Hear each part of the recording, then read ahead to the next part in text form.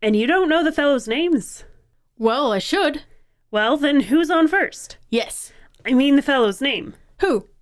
The guy on first. Who? The first baseman. Who? The guy playing... Who is on first? Abbott and Costello.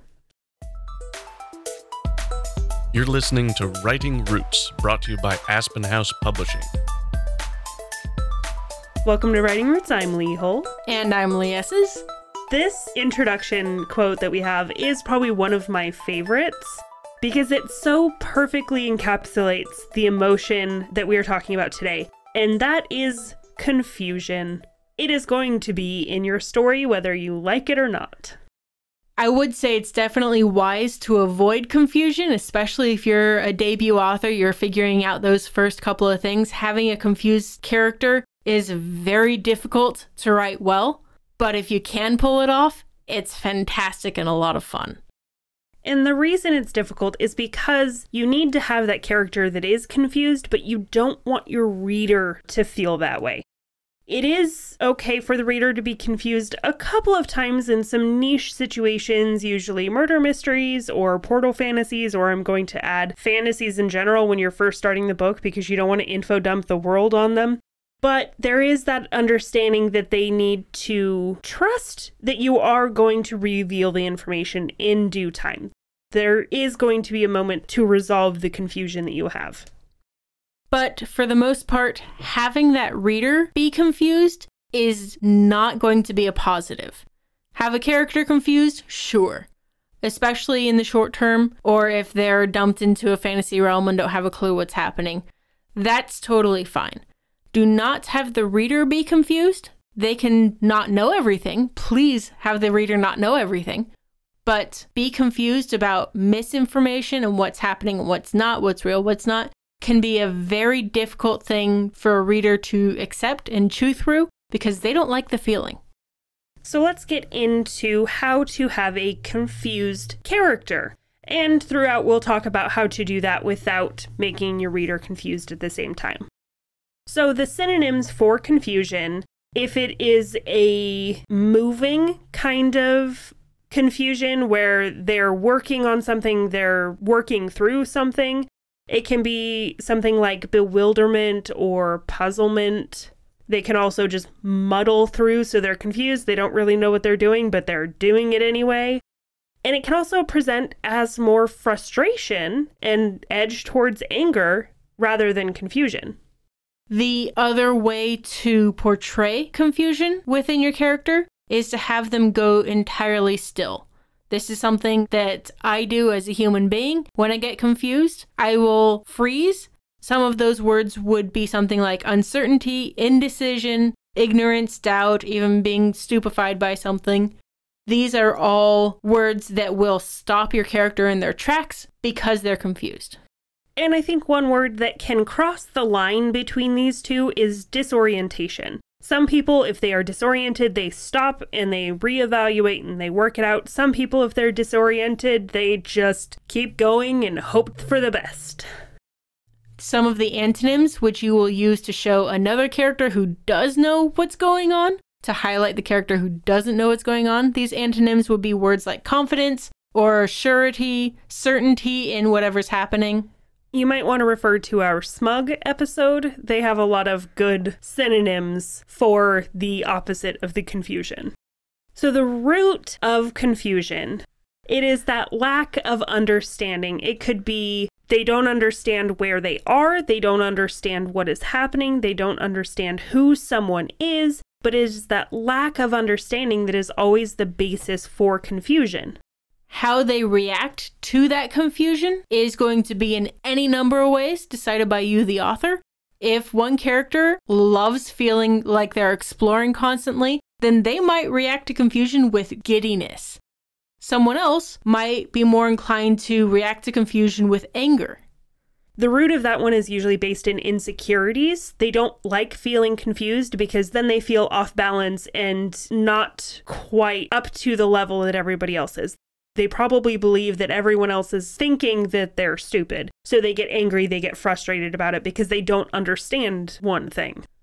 Setting up the precursor to that character's confusion is going to be key in communicating to your reader that they aren't supposed to be confused. It's the character that's confused. The trigger of the confusion should be relatively short term. It shouldn't be this thing that we found out of a long time ago suddenly causing confusion, because the reader might have forgotten about that thing that happened a long time ago. And then they're going to feel uncomfortable and confused instead of making fun of this character. If we saw Abbott shake hands with the first baseman who, and then he walks off and then Costello comes in and go, who's on first? Then we as the audience know what's happening on both sides of this equation. We understand where the confusion is. We get to laugh at it instead of be just as confused as Costello. Confusion is a very useful tool in your story when used correctly. You just need to make sure that it has a purpose, that it has a reason, and then a reason to present as it does. Because like we've mentioned a couple of times, it will present in different ways. You'll have that character get angry because they have pride or insecurity issues. Or if they're smarter or perhaps shy, they might just go quiet. They're going to wait for the issue to resolve itself and try not to look like a moron between now and then. It's another route in insecurity issues. They just don't want to be seen as not smarter than everybody else, so they just don't say anything. They could also get annoyed, which is somewhere in between the quiet and the anger. This is usually seen in immature characters who blame other people for their failings, so they'll get annoyed at someone else and blame them for not explaining something well enough, or they'll find a target of their annoyance. Each of these is an indicator of that lie that your character believes about themselves. Whatever your flaws are in said character, knowing what that flaw is helps you determine how does my character react to being confused. Anger if there are pride issues, quietness if they're shy and maybe don't want to draw attention to themselves in any way, annoyance if they're always blaming someone else. How characters are reacting to the confusion is an indicator of a lot of that internal confusion that's happening, and how they present it is an emotional response. So aside from the emotions that are outwardly expressed, the other ways to show confusion in your story, especially if it is seen in the not the point of view character, they're going to do the puppy dog tilt of their head. Their brow might furrow a little bit, where they're starting to really focus. I know that's kind of how I show confusion, is my forehead will squish a little bit. They could shrug, like, I don't know, and then just move along with their lives and hope for the best. That's a me thing. A lot of them will pause to try to understand where they went wrong in their own mentality, why this information isn't lining up with the information that they had going on in their head. Those are things like being taken aback, or they're like stopping and looking at it and trying to figure it out. They might even just completely be distracted from whatever is happening because that doesn't make sense. This can happen within a conversation as well. If something comes up in a conversation, they get confused, maybe they realize they forgot something, they're going to totally miss the next several sentences in a conversation because their head got stuck on, why am I confused right now? Or they could have some kind of personal tic specific to them, like they'll scratch their beard or rub the back of their head or bite their lip or something like that. And that's something that we should see repeated throughout the story whenever they have questions about something. Of course, if your scene is less physical and more dialogue heavy, then there are ways to show confusion within dialogue without confusing your reader as well. There is that repetition. Sometimes they will ask repeating questions, or they will repeat back to try to maybe get a little bit of clarity. They'll also use a lot of filler words, like, maybe these kinds of words. This is the one time that we usually say it's okay to include ellipses. Because there's a lot of unspoken pauses in the dialogue that stand for something. The character just isn't thinking straight enough to actually assemble the words together. And along that same line, you're going to get incomplete sentences because they are still trying to put their thoughts together. They're still trying to figure out what is happening. So they're not going to completely be able to characterize what they're thinking in words. The final way we want to talk about showing confusion in your story is if the reader is unclear on something, especially in those murder mysteries or those portal fantasies, have a character who is also confused. This gives you, the author, the opportunity to address the reader and go, this is how it works. Here, let me answer your questions because this character doesn't know either.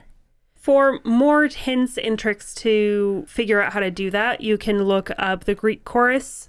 In traditional storytelling, you'll have a character or characters who serve that kind of purpose to answer questions that the audience may have. Overall, confusion is a very useful tool because it can be deployed in so many different ways. It can be deployed as that comedy or as something more serious and concerning. It's just a matter of how you want to characterize it and use it within your story. And this is when you get a super honest reaction from your character. Whatever the character's reaction is to being confused will tell the reader so much about the character. So when you're writing this kind of character, we want the reader as little confused as possible, but your characters have fun. They are so fun to toy with and especially show who they truly are through every emotion that we've covered this month.